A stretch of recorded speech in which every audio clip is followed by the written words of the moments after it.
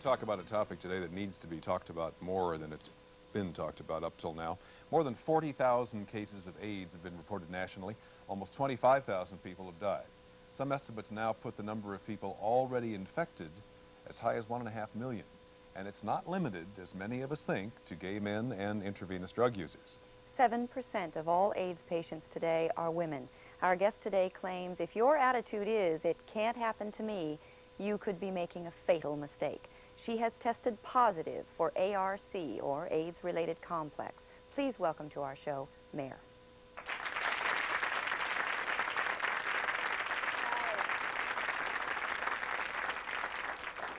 Thanks for coming and being here with us. We really appreciate it. We know it's difficult, so we'll make this as easy as possible.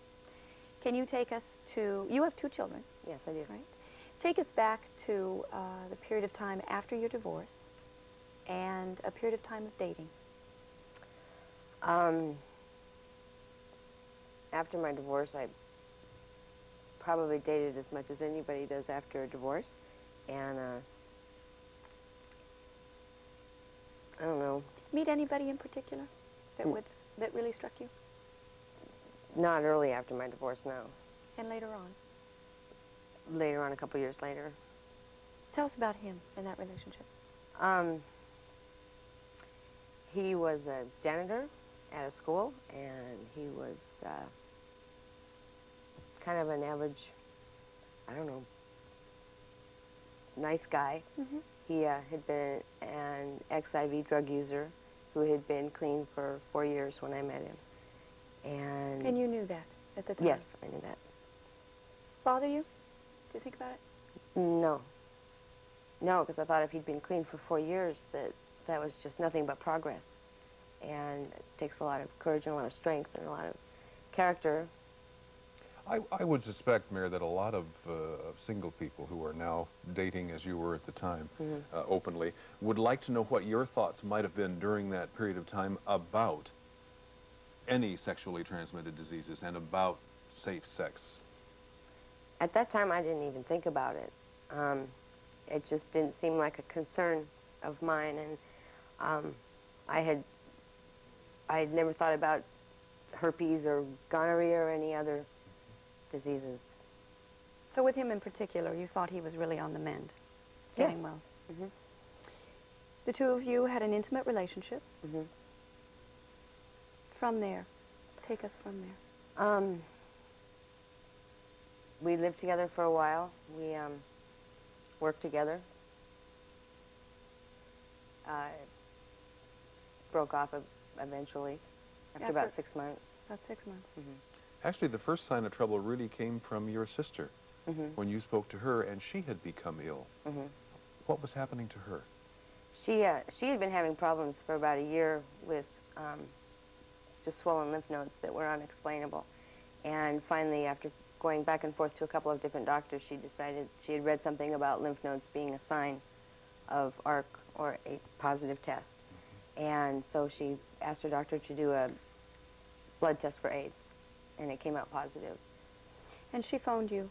She phoned me to tell me that she became positive. She had had a relationship with the same fellow a couple, she probably ended it 6 or 9 months before I started my relationship with him. And she suspected that that's where she had possibly gotten it from at that time, and thought that it would just be a good idea if I had the test. What was your response to that? Well, I didn't think that it was necessary for me to have the test because she had more lovers than I had had, and I thought that she was just, I don't know, trying to stir up trouble. Mm. Did she turn to you for support after her test was positive? Because that's a pretty explosive diagnosis. That's a heavy load. When she first found out, she didn't turn to really anybody for support. She withdrew and isolated and hid and went into a shell. Mm-hmm. What finally prompted you to go get tested? At the time, I was dating a fellow who I had talked to him about my sister's phone call, and he got real nervous and scared and said, well, I'm not comfortable with that. So I said, well, I'll go have the test. We'll find out it's negative, and no big deal. So I went and had the test and found out it was positive, and it was a big deal. How long does it take for you to get those results? It took 1 week for the first test and 2 weeks for the second test. They run two tests. They run an ELISA test and a Western blot. And the ELISA test takes about a week, and the Western blot takes about 2 weeks. And they figured the accuracy of those tests is what? Do you have any idea?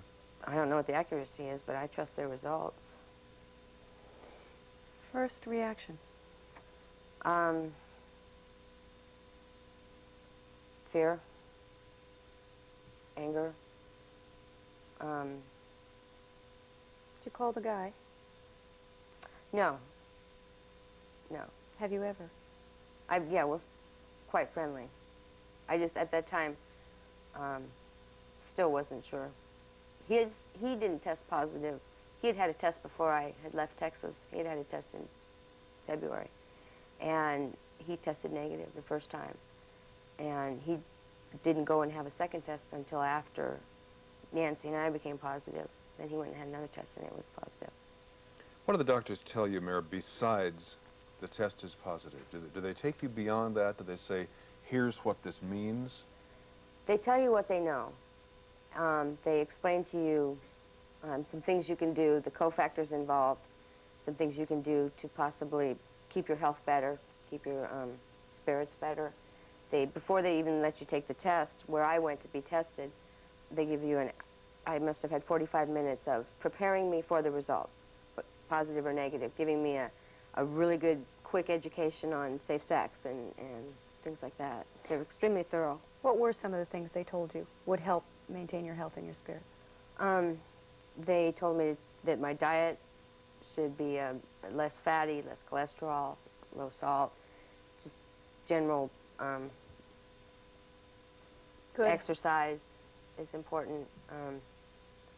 Shouldn't smoke, drink too much coffee, and those kind of things. We'll take a short break at this time. Mair's life was not going to be easy from this point forward. There would be some illness. There would be coming to grips with a disease that really could potentially end her life. We'll hear how she handled it right after this.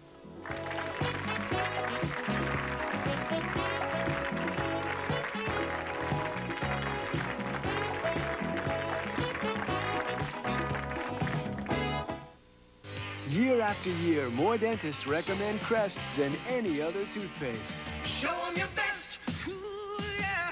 Show 'em your Crest. Yeah, yeah, yeah. Show 'em your Crest. Why brush with anything else? Crest best. I hate these business trips. I'll miss you. 10 days. With your boss, the talented and beautiful Margaret Stone. So? Use it, but don't abuse it. The power of scope. Who can explain it? My brilliant cousin from the city. Hi. Hi. Kraft caramels! Let's make some caramel apples. That'd be a treat. Too big a deal. Probably spends all his time over a hot stove in the city. Progress, man. Just 3 minutes in the microwave. Told you, it's easy. Great! Naturally. Kraft caramel apples. Now a big treat is not a big deal. We've got tropical treats this Halloween on Frontrunners. Hi, everybody. I'm Steve Poole, and Saturday night at 7:30, cast off to the Caribbean with the Sperber Brothers. That's right. Sail along with these two young captains who've made a booming business out of cruising the coasts. We've also got a few Halloween tricks up our sleeve you'll have to see to believe. Paradise and Pumpkin Madness on Frontrunners, Saturday night at 7:30, right after Wheel of Fortune. Burgers to my right. Whoa! Burgers to my left. Whoa! Whoa! There's another one. I've had it with burgers. Enough. I'm burned out on burgers. And I know just who to tell. Because right now, when you buy any Arby's roast beef sandwich and say, I'm burned out on burgers, you get a regular roast beef sandwich free. Whoa! There's another one. Hey, burned out on burgers? Don't tell me. Tell Arby's. Buy any roast beef sandwich and get a regular roast beef free. Nah.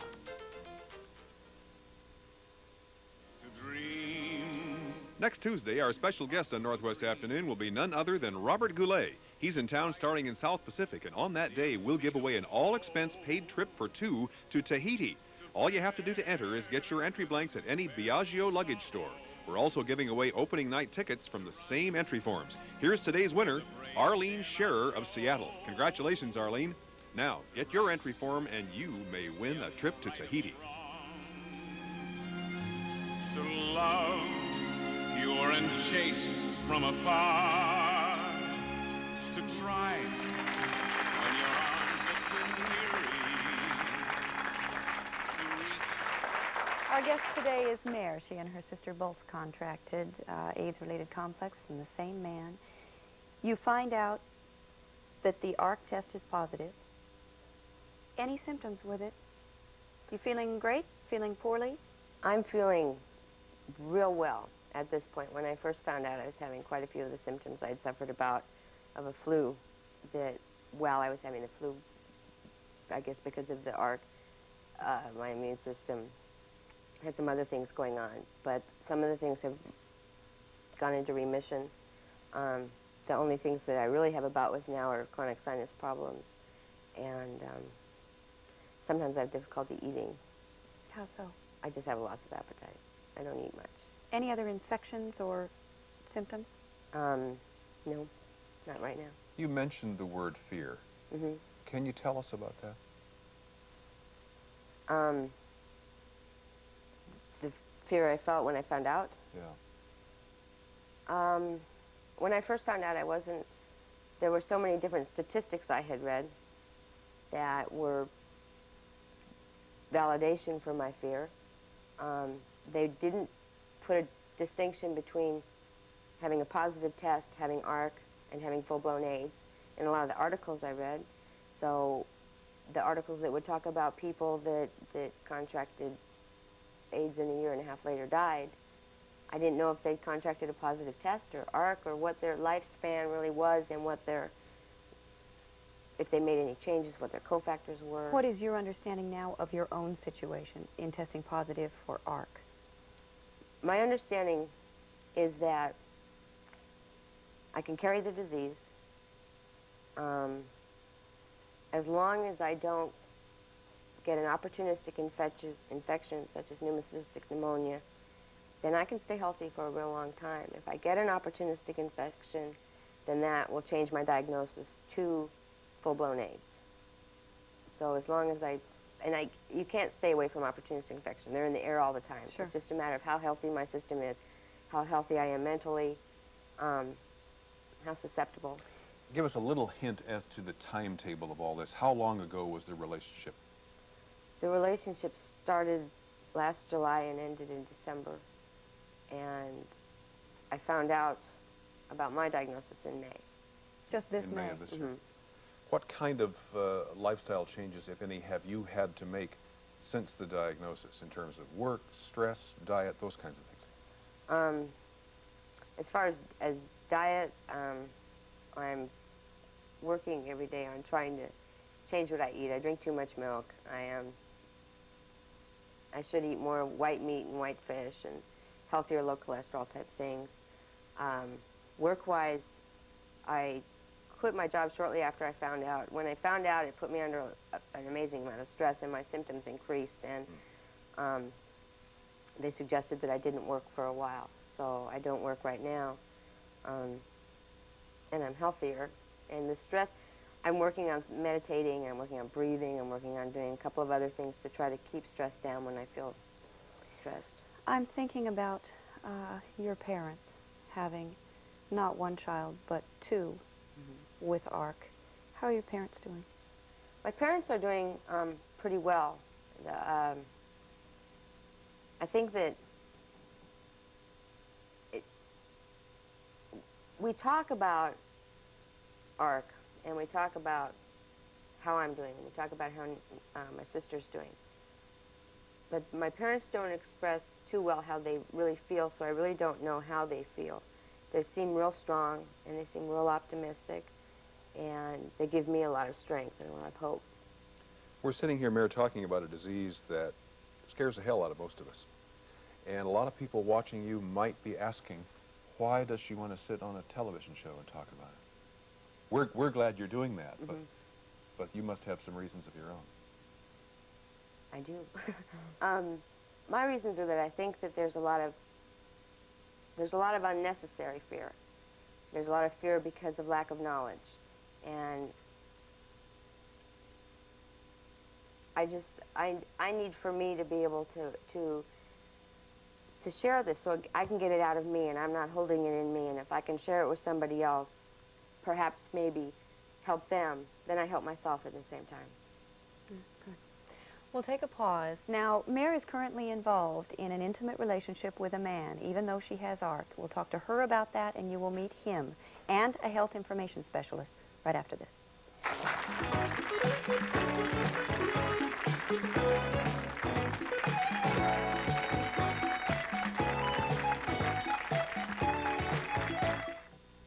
Have we got everything? I think so. Oh, how about the Thriftway Best Food News? Let's go get it.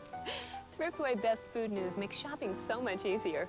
It's always full of useful food news and great low prices. Watch for Thriftway's Best Food News in your mailbox or local newspaper. Then read all about British Food Week.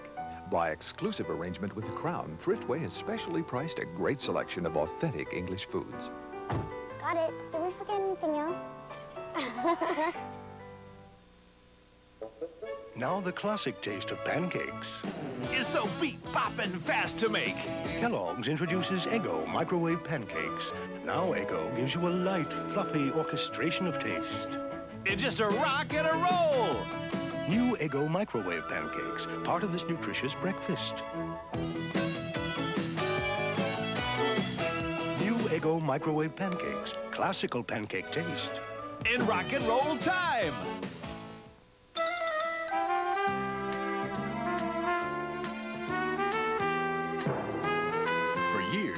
Cats across America have depended on one of the leading cat litters. Johnny Cat, the premium cat litter.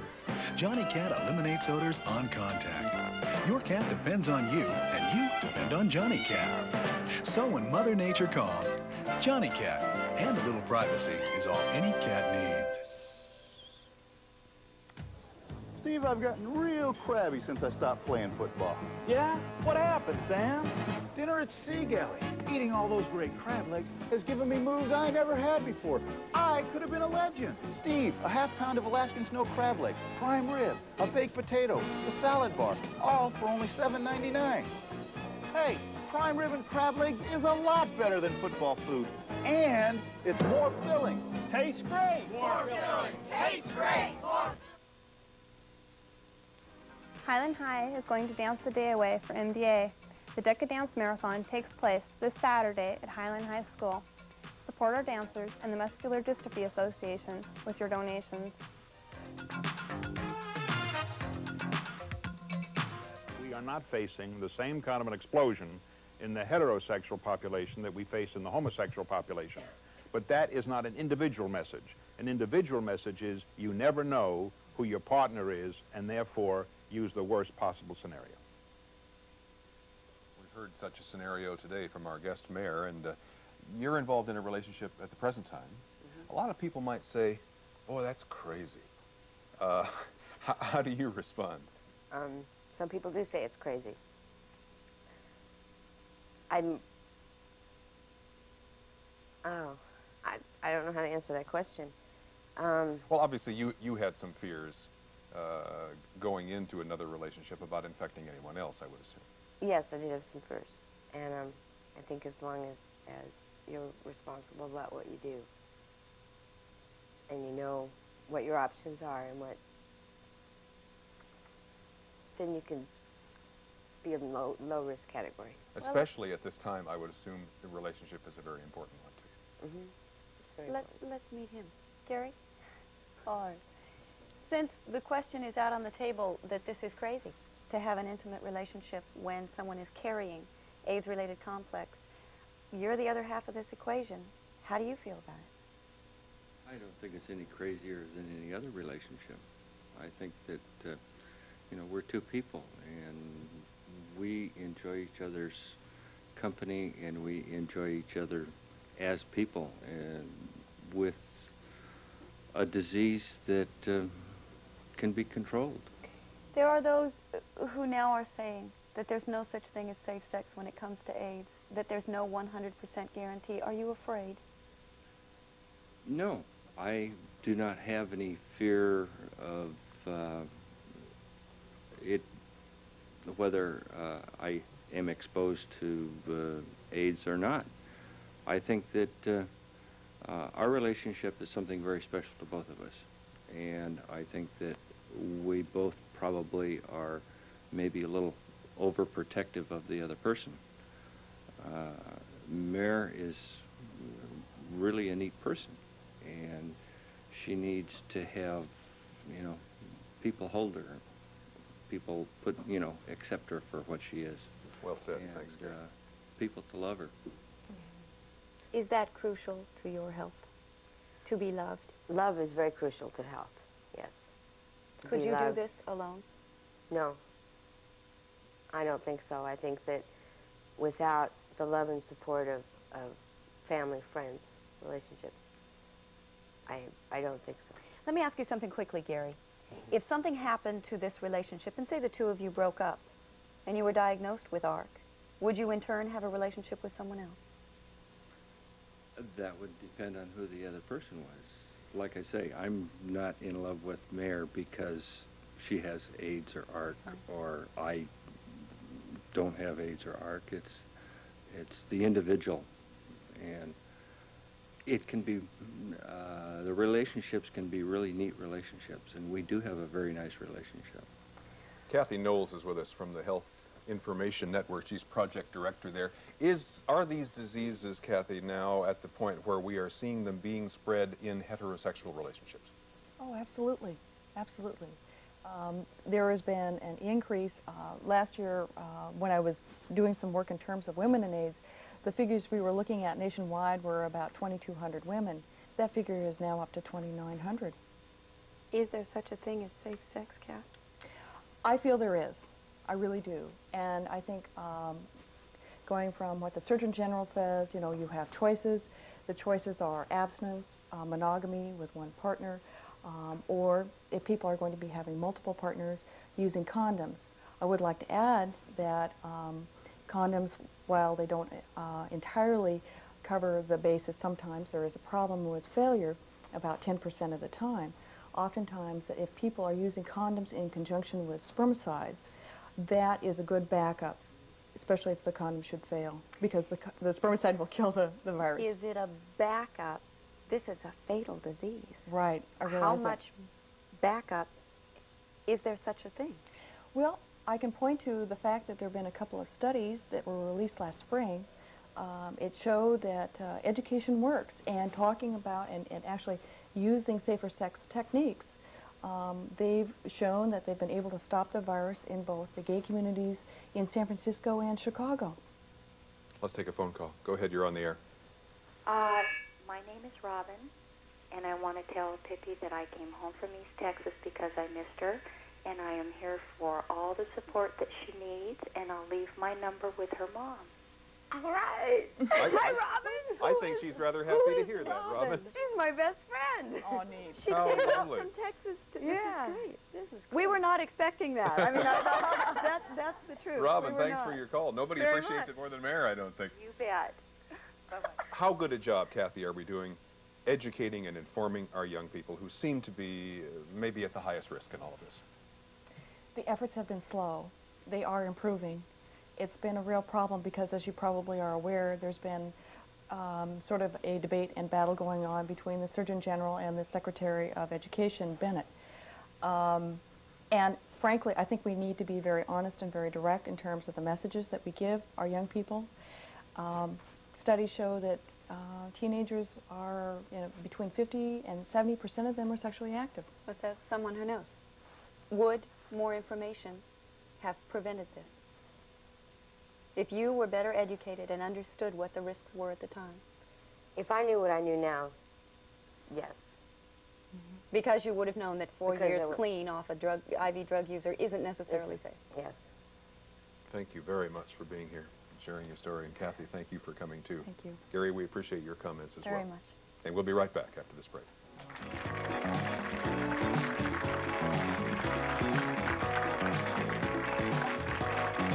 If you or a family member or friend have any questions or need further information about AIDS, call the Washington State AIDS Hotline at 1-800-272-AIDS. Your call